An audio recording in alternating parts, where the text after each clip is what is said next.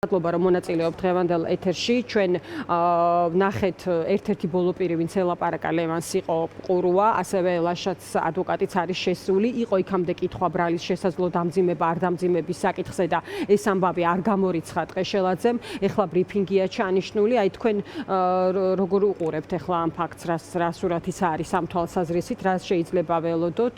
ცხადია, ეს ერთმანეთის მიყოლებით ბრიფინგები აჩენს განცდას, რომ რომელიმე ხმაურიან საქმეზე ნებისმიერ შემთხვევაში ილაპარაკებენ. თქვენ რა სიტყვით? მოგესალმებით, მადლობა შესაძლებლობისთვის. ნუ ეხლა ამათგან გამორიცხული არაფერი არ არის, მით უმეტეს გუშინდელი ბრალის შემდეგ, რაც რის გამოც დაიჭირეს თურმე ლევან ხაბეიშვილი, რაც გააჟღერეს ამ ბრალზე დასცინეს საკუთარმა მომხრეებმაც კი იმდენად არასერიოზულია ის, რის გამოც ხაბეიშვილი დაიჭირეს. ეხლა საჯარო განცხადების გამო პოლიტიკოსის დაჭერა ქოცების სტანდარტისთვისაც კი წარმოუდგენელი ამბავი არის. ამიტომაც არ ვიცი ხა მათ ტვინში რა მოიხარშება, კიდე რა შეიძლება შეკერონ, კიდე რა შეიძლება დაამატონ, ცხადია ველით ყველაფერს, მათ შორის ბრალის დამატებასაც, გადაკვალიფიცირებასაც და ასე შემდეგ, მაგრამ ეს რეალურად ეხლა გუშინაც გააკეთა ეს და დღეს თუ ამას იზამენ, რომ ესე გააგრძელონ, ეს ყველაფერი ერთადერთ რამეზე მიუთითებს და ეს ერთადერთი რამე არის ის, რომ რეჟიმს რეალურად ეშინია და რეჟიმს ეშინია იმ პროცესების, რაც არის განვითარებული. რეჟიმს ეშინია 4 ოქტომბრის, ეშინია საპროტესტო აქციების და ეშინია გაბრაზებული საქართველოს მოქალაქეების. იმიტომ რომ ეხლა რაც გუში გააკეთა ხაბეიშვილთან დაკავშირებით, ამას სხვა არანაირი ახსნა არ აქვს.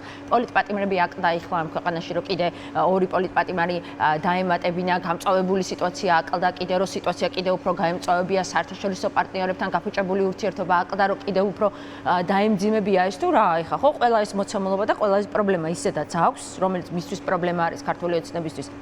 რეჟიმისთვის და იცის რომ პრობლემა არის, მაგრამ იმდენად არაადეკვატურები არიან ამ პროცესში იმის გათვალისწინებით, რაც ასევე შიგნით ხდება და მნიშვნელოვანი ფაქტი არის ასევე ამ ჯუანშერ ბურჯულაძის თავდაცვის ყოფილი მინისტრის დაკავება, იმიტომ რომ იქ არ არის მარტო ჯუანშერ ბურჯულაძე, იქ საუბარი არის, რომ ჯუანშერ ბურჯულაძე იყო ირაკლი ღარიბაშვილის უახლოესი გარემოცვა. შესაძლოა უფრო რაღაც ხმაურიან სცენარზე წავიდეს.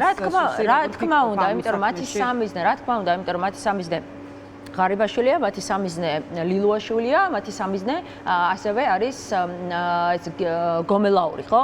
ამიტომაც მათი ეს პანიკური დამოკიდებულება ბიძინას თორე ხა დინარაძეს არავინ არაფერს არ ეკითხება საერთოდ, რა ვიცი. თვითონ ბიძინას არ აქვს მასზე დიდი წარმოდგენა, მაგრამ ბიძინას ამ ყველაფერში უბრალოდ პანიკურად ეშინია, შიგნით რაც ხდება, მით უმეტეს დაპირისპირება ასევე მდინარაძე კობახიძეს და მდინარაძეს და კალაძეს შორისაც არის და კობახიძე კალაძეს შორისაც, რომელიც კიდე ცალკე ფლანგია. ამათ შორის, ანუ იმის გათვალისწინებით, რაც შიგნით ხდება, ერთმანეთს შიდა ამბების რეფლექსია არის, თუნდაც არა მხოლოდ ორივე ის, რომ 13 წლის განმავლობაში ქართული ამ ამბების დაწყვილება თავისთავად, ხო, ბურჯულაძე ხარ. ახეთ რითი არის ხო დაკავშირებული, ხო ცდილობენ ეს ყველაფერი ერთმანეთს დააკავშიროს და ჩვენ ხშირად ვამბობთ, რომ აი რა პრობლემები აქვს ქართულ ოცნებას, რაც 13 წლის განმავლობაში არ ქონია, მიუხედავად იმისა, რომ ბევრი ადამიანი წავიდა ქართული ოცნებიდან.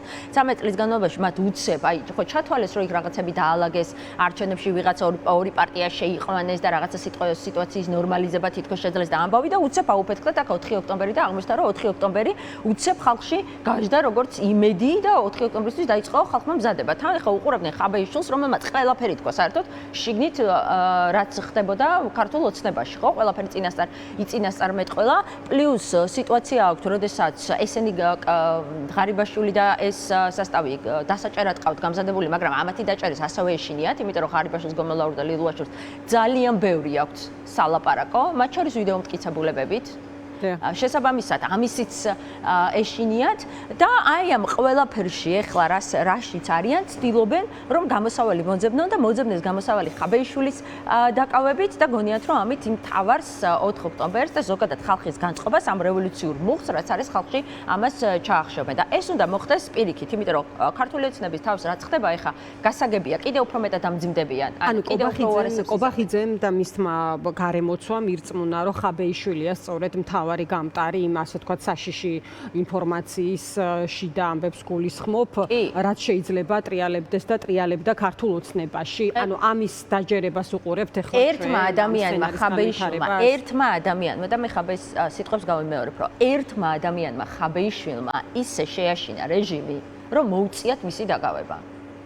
ერთმა ადამიანმა თავისი აქტიურობით თავისი საქმიანობით, ეხლა ქართულ ოცნებას თუ გონია რომ მარტო იმაზე ხაბეიშვილზე იქნებოდა დამოკიდებული ეგ ლინკი ინფორმაციების და გადაწყვეტილი ადამიანი შეუძლებელია იყოს თუ თქვა ეს ასე ამორღვეული სისტემა ეს მხოლოდ ლილუაშვილი და ვერც მხოლოდ ღარიბაშვილი. ნამდვილად, ოღონდ ამით ხაბეს დაჭერით მათ შორის სიგნალია სხვებისთვისაც და არა მხოლოდ სისტემის წევრებისთვის შესაძლოა. კი, ნახეთ, მაგიტომაც ვამბობთ, რომ ხა ხაბეიშვილზე მით უმეტეს როდესაც ყოველდღურად ველოდით ჩვენ ხაბეიშვილის დაჭერას და ელოდა თვითონ, ხო? ხა ეს გადაზღვეული არ ყოფილიყო ეს ლინკები, ხა ეგეთი სულელი არავინ არ არის ნამდვილად, შესაბამისად მარტო ეს ხაბეიშვილის დაჭერა კი არა, რავი, თითოეული ჩვენთაგანის დაჭერა ვერ დააზღვევს იმ პროცესს, ეს პროცესი ისე არის გარღვევებული, მაგრამ ყველაზე მთავარი აქ რა უნდა გადაწყდეს და ეს მინდა რომ საქართველოს მოქალაქეებმა ძალიან სწორად გაიგონ, რომ ჩვენ ხომ ნახეთ მთელი ამ პროცესის განმავლობაში, რომ არანაირი რაღაც რუსული სპეცოპერაციის და ეგრეთ წოდებული არჩევნების არ ეშინია რეჟიმს ეშინია ერთადერთი რაღაც ის ეშინია რევოლუციური ცვლილებების ამ ქვეყანაში, ეშინია ყველა იმ ადამიანის, რომელიც ეუბნება, რომ შენ მშვიდობიანად დაგამხობ. ამის გამო დაიჭირეს ხაბეიშვილი, იმის გამო დაიჭირეს, რომ რეჟიმს სახე აქვს დაკარგული, ისე ეშინია ამ მუხტის, რომელიც 4 ოქტომბერთან დაკავშირებით აიწია. ამიტომაც თითოეული ჩვენთაგანის мотиваცია, ეხლა და საქართველოს мотиваცია რა უნდა, საქართველოს მოქალაქეების мотиваცია რა უნდა იყოს. ის კი არ უნდა იყოს, რომ იმე ხაბეიშვილი დაიჭერეს და ეხლა ყველა ხელები ჩამოუშვას ამ ყველაფერში, იმიტომ რომ არ არის მარტო თუ ერთმა ხაბეიშვილმა შეაშინა, წარმოიდგინეთ, რას უზამს ათასობით საქართველოს მოქალაქე, მებრძოლი საქართველოს მოქალაქე, რომელიც გამოვა 13-ში, 28-შიც, მანამდეც და 4 ოქტომბერსაც, როდესაც ყველაზე დიდი შანსია, რომ ეს რეჟიმი დასრულდეს. ამიტომაც ყველამ დაკავებამ არა აქვს მნიშვნელობა, ეხლა რას იზამს ეს მართლა შიშარა მამუკა დინარაძე რა განცხადებას გააკეთებს, რა ბრალს შეკერავს, ვის დაიჭერს კიდევ და ასე შემდეგ. ხალხის ძალას ვერავინ ვერ დაუდგება წინ, 4 ოქტომბერს ვერავინ ვერ დაუდგება წინ და ერთადერთი და ყველაზე მნიშვნელოვანი ბერკეტი რაც ჩვენ გვაქვს იმისთვის, რომ რეჟიმი დავამარცხოთ, ეს არის საყოველთაო მობილიზაცია, ეს არის ქუძზე კაცი და ეს არის წინააღმდეგობა. აი ეს უნდა იყოს ახლა ჩვენი მთავარი ხაზი და ეს უნდა იყოს ის, რაც ყველამ ერთად უნდა ვაკეთოთ. ანა, ლევანთან დაკავშირებით თქვენ იცით ძალიან კარგად როგორი არის ხოლმე და იყო და არის კიდეც ქართული ოცნების წარმომადგენლების რიტორიკა. ისინი მუდმივად ამტკიცებენ, რომ აი ანგარიშ გასაწევი, არა ანგარიშ გასაწევი პოლიტიკოსი, მაგრამ აი ბოლო პერიოდში საგრძნობი გახდა ეს აგრესია მის მიმართ, რაც რა მოხდა ახალი ხო მასთან დაკავშირებით, ანუ ის რაღაც გარკვეულ ინფორმაციას ავრცელებდა, რომელიც შემდეგ მართლდებოდა ხოლმე და აი ამ ხაზის ჩაკეტვა არის მთავარი ამბავი.